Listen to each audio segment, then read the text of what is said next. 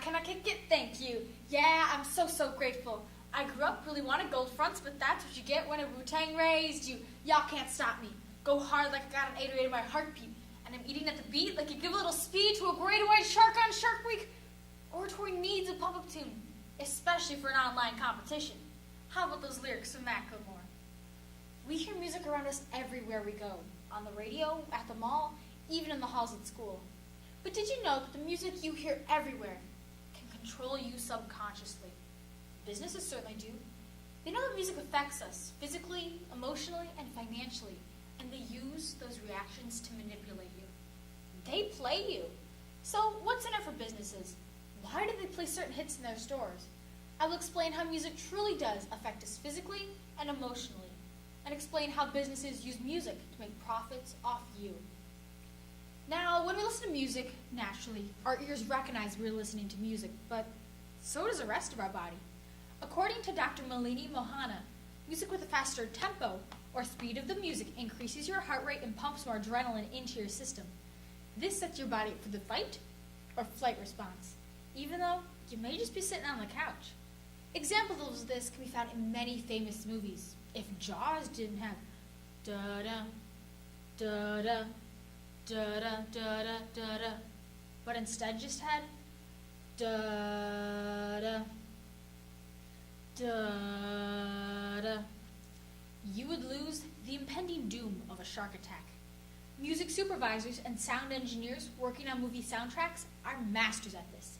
Entire careers are built on knowing how to make sure the tone and tempo match what's happening in the scene. They cue it down to the exact frame, the exact beat, the exact bite. If musical scores are poorly written, you end up with a very calming shark attack or just an awkward moment. Athletes use the same trick when they listen to heavy metal or rock music because the fast tempo ups their adrenaline before a big game. But some also listen to gospel or country to calm their nerves. You may not consciously realize it, but your body is aware of what you're listening to and how that makes you feel. Here's how that works. The sound enters your outer ear, then travels to the eardrum where it's turned into vibrations. Then those vibrations travel to the inner ear where they're turned into nerve impulses and sent to the brain.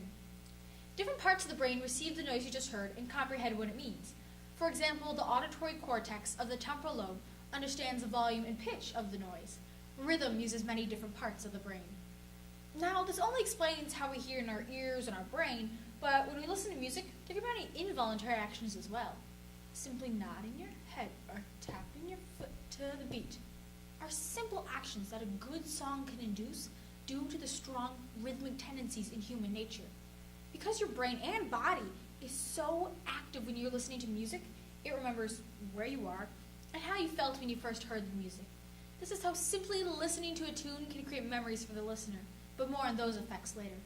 Because the last part of music may seem the most obvious, the lyrics. Songs that have lyrics activate the language portions of the brain not used by instrumental music. The making personal connections with the lyrics of the artist is just another way music creates memories for the listener. This is the way music physically affects us. Now, when I'm feeling sad or stressed, I generally don't listen to some fun Katy Perry. Instead, I listen to a genre that connects to my mood and sounds the way I feel. Music can have such a strong effect on the emotions that it's being used for treatment for anxiety and to improve memory in stroke victims. For stroke victims, the doctors identify the music of the patient's formative years. Then, they play that for the patient and ask them to describe where they are, how they feel, what they're experiencing. For many patients, they have flashbacks or recollections to the time and place where they first heard the music or where they associate the music with. This can be a key breakthrough for patients who are struggling remembering anything past the time of their stroke. Anxiety patients use music as a calmer or soother in times of stress, often genres like smooth jazz. Music is being used for so much good and is helping create harmony all around us. So how are businesses today using the same knowledge to manipulate you? A clinical trial at the Institute of HeartMath in Boulder Creek, California, took 144 test subjects and gave them a basic psychological profile. Then they listened for 15 minutes to either classical, new age, grunge rock, or designer music. Designer music is music the doctors have created to test its effects on the listener. If we listen to it, we think it sounds like pop. After listening, they were given a follow-up psychological exam. The results showed that the test subjects listened to grunge rock, saw increases in hostility, sadness, tension, and fatigue, but they experienced decreases in their caring, relaxation, and mental clarity. And the test subjects who listened to designer music saw the greatest increase in overall positive feeling. This suggested that not all music is the same. If a business wants to create a certain mood in their store, such as happiness, all they need to do is play the music that makes people feel happy. Then bang, companies now have you feeling happy in their store, increasing chances you'll stop thinking and buy something. Now, it's not just the genre that makes a difference. A recent study looked at the correlation between music volume and alcohol consumption. This time using 40 test subjects, they sent half to a bar where music was at a normal volume, and the other half to a bar where music was louder than normal. The test subjects listening to the louder music finished their drinks faster and in turn drank more than their counterparts listening to the quieter music. This study suggested that if you aren't aware of the true effects music has on you, you could drink more, therefore spend more than you had initially intended. And we all know that could lead to much bigger consequences down the road. Advertisers use music as a way to make you excited about their products. So you associate certain jingles with certain products. Just think about this.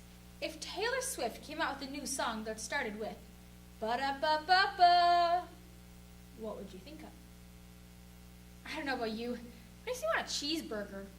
Some of these jingles have been so ingrained in our brains and culture for so long that we just can't shake it off.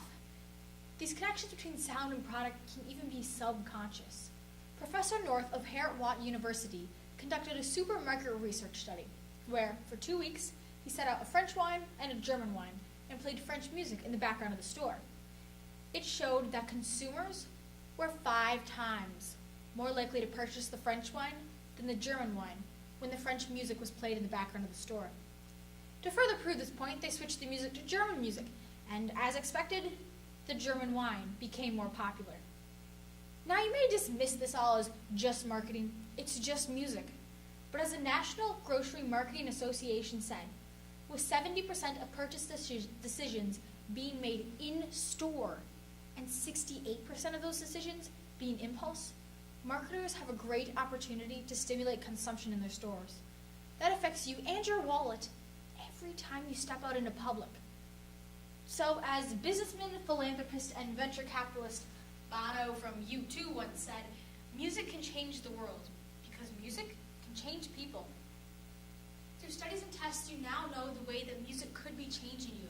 You know the effects, both physical and emotional.